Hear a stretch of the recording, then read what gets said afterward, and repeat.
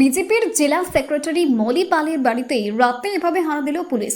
জানা গিয়েছে তিনি বিজেপি বারাসত সাংগঠনিক জেলা সম্পাদিকা। মলি পালের সল্টলেকের বাড়িতে এদিন গভীর রাতে পুলিশে তল্লাশি চালাতে হাজির হয়। তবে অভিযোগ তদন্তকারীদের সঙ্গে ছিলেন না কোনো মহিলা পুলিশ। এমন পরিস্থিতিতে কিভাবে একজন মহিলার বাড়িতে রাতে তল্লাশি চালালেন পুলিশ আধিকারিকরা, তা নিয়েই উঠছে প্রশ্ন। পুলিশের তরফ থেকে জানানো হয় এক দুষ্কৃতীর খোঁজে তাদেরই হানা। যদিও বিজেপি নেত্রী এই যুক্তি মানতে নারাজ। তার মধ্যে চক্রান্ত করে পুলিশ দিয়ে ভয় দেখানোর চেষ্টা চালানো হচ্ছে বলে অনুমান। শাসক দলের অঙ্গুলি হেলনি এ ধরনের পদক্ষেপ বলে মনে করছেন তিনি। এই ঘটনার মুহূর্তের সিসিটিভি ফুটেজও বাইরে চলে এসেছে। সেখানেই দেখা যাচ্ছে পুলিশ আধিকারিকরা কিভাবে রাতের অন্ধকারে ওইভাবে বিজেপি নেত্রীর বাড়িতে ঢুকে তল্লাশি চালাচ্ছে।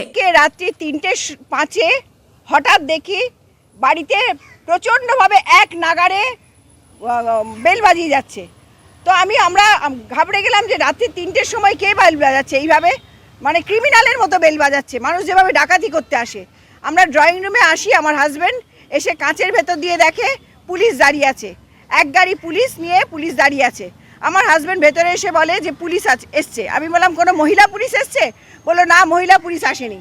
এবার আমি সমস্ত কর্মীদের ফোন করি, ততক্ষণ কিন্তু কন্টিনিউয়াস আমার সিসি ফুটেজে দেখা গেছে কন্টিনিউয়াস 15 মিনিট ধরে একটা মানুষ আমার বাড়িতে, একজন 75 বছর এবং একজন 80 বছরের বৃদ্ধা, তারা ভয়ে আতঙ্কিত, অসুস্থ তো আজকে। এবং পুলিশ যে ক্লারিফিকেশনই দিক, আমি তাতে শুনতে বাধ্য নই।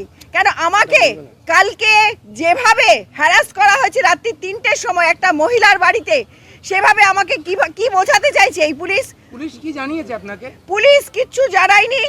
আমি রাত্রে সকালবেলা আমার সিসিটিভি ফুটেজ বার করেছি এবং সিসিটিভি ফুটেজে দেখা গেছে। কেন আমরা ভাবতে পারি না যে রক্ষক সেই আমাদের ভক্ষক হতে পারে।